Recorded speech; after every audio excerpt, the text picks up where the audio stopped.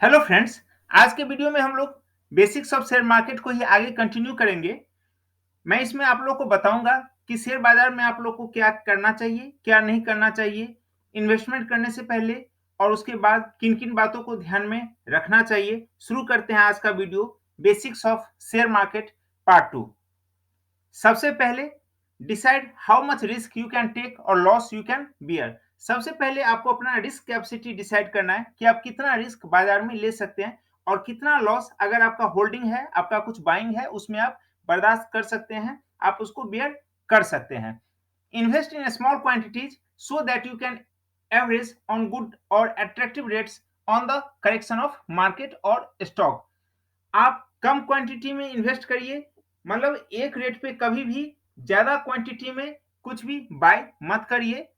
इससे क्या होगा कि अगर अच्छा रेट आपको मिलेगा या मार्केट में करेक्शन होगा और आपको कुछ आकर्षक या अच्छा रेट मिलता है तो आप उसको और एवरेज कर पाएंगे, अपने पोर्टफोलियो में इंक्लूड कर पाएंगे, खरीद पाएंगे। So never invest all your money at one rate, मतलब कि अपना सारा पैसा कभी भी एक रेट पर नहीं लगाना चाहिए और बल्क में बाइंग नहीं करना चाहिए। हमेशा कोशिश करिए कम रेट पर, एक रेट पर कम क्वांटिटी में खरीदें और अगर अच्छा रेट मिले तो फिर उसको आगे एवरेज करें, अपने बाइंग को, होल्डिंग को बढ़ाएं। नेक्स्ट है हमारा, never try to cover your loss or old loss. If you try to do so, you will face more loss in share market. कभी भी मार्केट में अगर आप काम करते हैं, शेयर मार्केट में आप काम करते हैं, तो यह कभी मत सोचिएगा कि जो लॉस लगा है उसे हमें कवर करना है या कोई पुराना लॉस है, वो जो हमको पैसा लगा है बाजार से, उसको हमको बाजार से वापस कवर करना है। अगर आप ऐसा सोचते हैं, आप ऐसा करते हैं, तो आपको हो सकता है बाजार में और लॉस फेस करना पड़े। इसलिए अगर कोई आपका पोजीशन लॉस में जा रहा है, आप प्रॉपर स्टॉप लॉस पे उसको बुक करिए, पोजीशन को काटिए, निकल जाइए, एग्जिट हो जाइए, अगले अपॉर्चुनिटी की तलाश करिए, अपने आप को कुछ टाइम दीजिए और एक बार फिर से आप फ्रेश स्टार्ट कर सकते हैं। और बाजार में जैसा कि मैंने पहले भी कहा है कि हमेशा अपॉर्चुनिटी आता है, आपको बस सही अपॉर्चुनिटी का इंतजार करना है। और गलत ट्रेड अगर आपको लगता है कहीं आप फंस गए हैं तो आपको उसमें से निकल जाना चाहिए, नहीं तो लॉस बढ़ता चला जाएगा। अगला है हमारा, if there is any uncertainty in market or any big event is scheduled in market, try to decrease your position or exit from the position। अगर कोई अनसर्टेनिटी है मार्केट में कि कोई इवेंट आ सकता है या कोई बड़ा इवेंट पहले से शेड्यूल है या आने वाला है, जो आपको पता है, तो कोशिश करिए कि अपने पोजीशन को आप डिक्रीज कर लें या एग्जिट कर जाएं अपने पोजीशन से। कुछ एग्जांपल्स दे रहा हूं। Central and major state election results, अगर सेंट्रल का चुनाव होता है या मेजर स्टेट इलेक्शन का चुनाव होता है और उसका जो रिजल्ट आने वाला होता है, उससे पहले अगर आप हो सके तो एग्जिट कर जाइए अपने पोजीशन से या कम कर लीजिए, हल्का कर लीजिए अपना पोजीशन। क्योंकि अगर उसका इम्पैक्ट जो होगा मार्केट पे, अगर निगेटिव जो रिजल्ट जो मान के बाजार चल रहा है, अगर उसके उल्टा रिजल्ट आया, निगेटिव रिजल्ट आया, तो बाजार में बहुत बड़ा डाउनफॉल आ सकता है। अगला है हमारा USA presidential election result.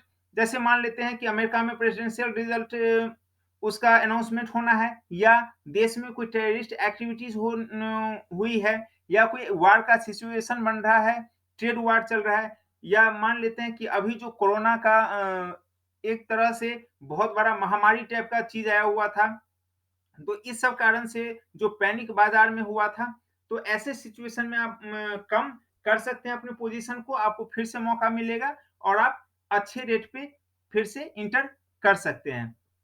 Next है,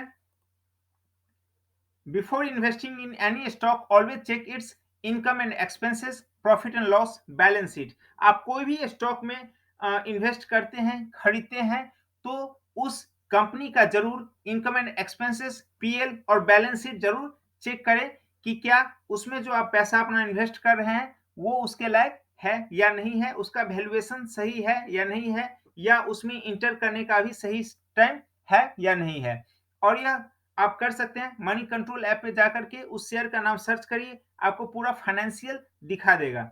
नेक्स्ट है, ऑल्सो चेक पीयर्स कंपैरिजन, मतलब कि जो कंपनी का शेयर आप खरीद रहे हैं, जो शेयर में आप इन्वेस्ट कर रहे हैं, आप यह सर्च करिए कि सेम वही चीज़ जिस सेक्टर की कंपनी में आप परचेज़ कर रहे हैं, सेम वही चीज़ और कितने कंपनी कर रही हैं, उनका क्या मार्केट कैप है और उनका क्या प्राइस चल रहा है। और इस हिसाब से आपको जो अच्छा और अट्रैक्टिव रेट मिले, आप उस शेयर को बाय करिए।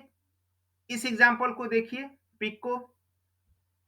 यहाँ पे ये मनी कंट्रोल ऐप से ही लिया गया है, जिसमें आपको एनुअल शीट दिखाया गया है, जिसमें interest earned, Pvt, profit before tax, after tax जो नेट प्रॉफिट निकलता है, यह सब पूरा दिखाया हुआ है। यह मैंने बस एक एग्जांपल के लिए लगाया है। जैसे यह है एसबीआई का, आप देख सकते हैं सबसे ऊपर में एसबीआई 506 रुपया 50 पैसा चल रहा है।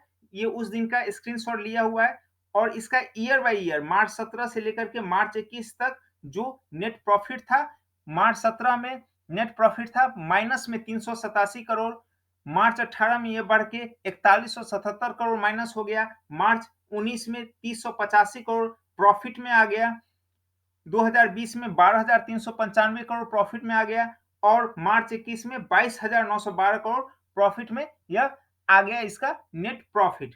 तो इस तरह से आप कंपनी का financials, balance sheet year by year check कर सकते हैं और जिसका फाइनेंशियल साउंड होगा, हेल्दी होगा, सही होगा, अच्छा हो, आप केवल उसी में इन्वेस्ट करिए, क्योंकि इससे आपका लॉस का जो चांस है वो कम हो जाएगा, आपका रिस्क कम हो जाएगा।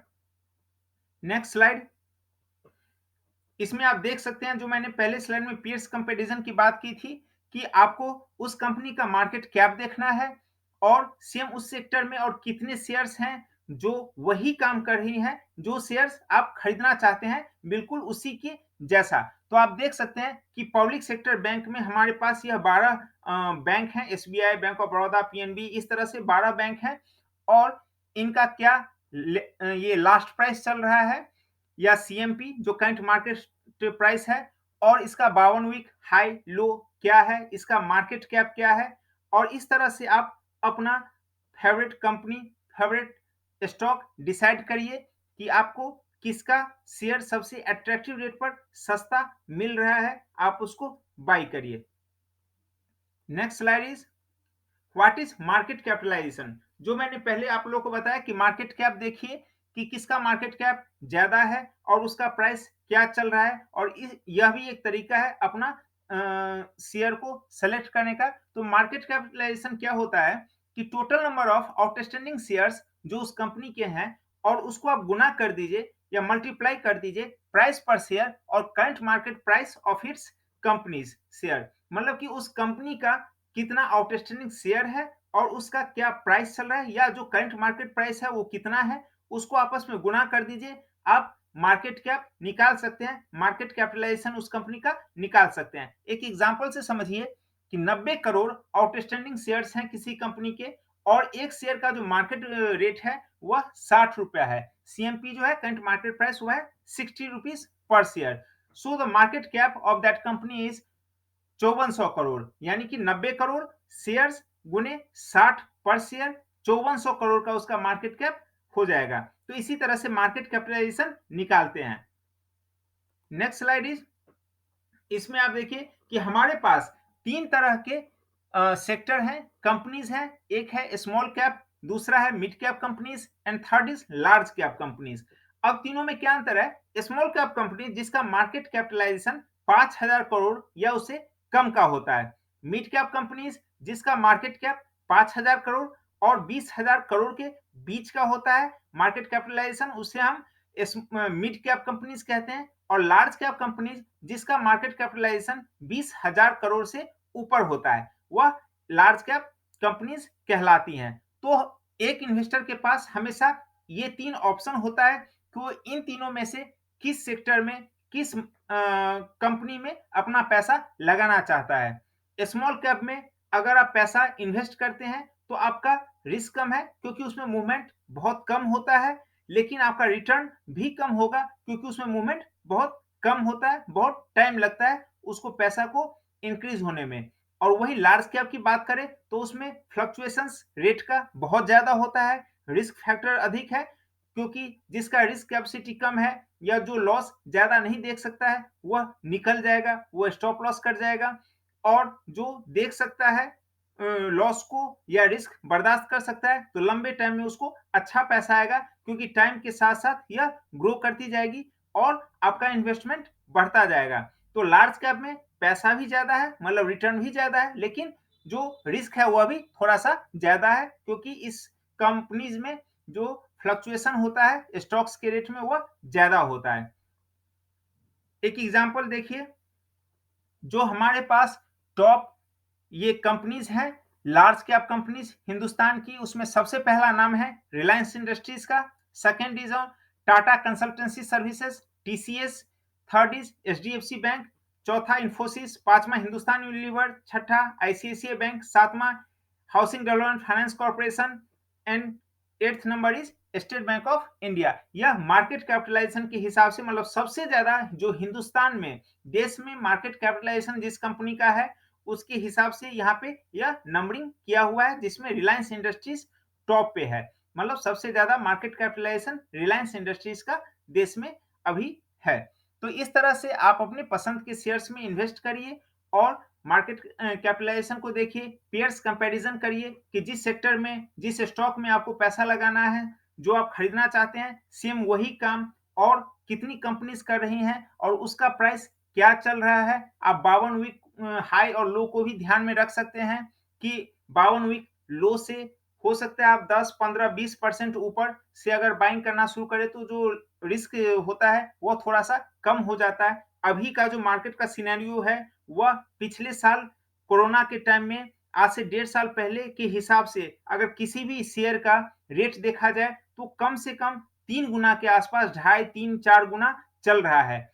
मतलब कि लगभग सारे अपने 52 वीक्स हाई के आसपास या उससे कुछ कम पे चल रहे हैं। तो इस जगह पे मार्केट में इन्वेस्टमेंट नए इन्वेस्टर के लिए बहुत ही खतरनाक हो सकता है, क्योंकि सभी अपने हाई रेट पे चल रहे हैं, 52 वीक हाई पे चल रहे हैं।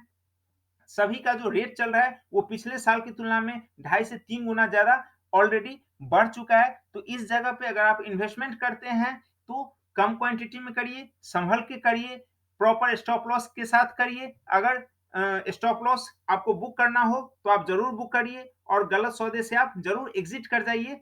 एक एग्जांपल दे रहा हूं मैं लास्ट में, आईआरसीटीसी का। आईआरसीटीसी का एक शेयर आज से 15 दिन पहले की बात है, 10-15 दिन पहले की बात है कि 6400 रुपए का हाई बना दिया था। कंटिन्यू वह 4000 रुपया से चलना शुरू हुआ था। इनफैक्ट 3,500-4,000 रुपया से चलना शुरू हुआ और 3-4 सेशन में ही, ट्रेडिंग डे में ही हुआ 6400 रुपया होते चला गया। लेकिन अगले 4 दिन के भीतर में वह 3200 रुपया भी हो गया। मतलब कि उस बीच में उसने 1:5 में अपने शेयर को स्प्लिट किया और उसका 640 रुपया के आसपास का फ्रीज लग गया था, नीचे का रेट लग गया था 640 में। तो उसको अगर 5 से आप गुना करें, तो वह 3200 रुपया बैठता है, यानी कि 6400 का शेयर अगले 4-5 दिन में 3200 पे आ गया था आईआरसीटीसी का। तो इसी कारण मैं हमेशा कहता हूं कि स्टॉप लॉस जरूर बुक करिए, कम क्वांटिटी में काम करिए, जिससे कि अच्छे रेट पे आप एवरेज कर सकें और अपने बाइंग को बढ़ा सकें। इसी के साथ यह वीडियो यहाँ पे खत्म होता है। Thanks for watching. मिलते हैं अगले वीडियो में। तब तक वीडियोस को देखिए और चैनल को प्लीज सब्सक्राइब करिए, वीडियोस को लाइक करिए। Thank you.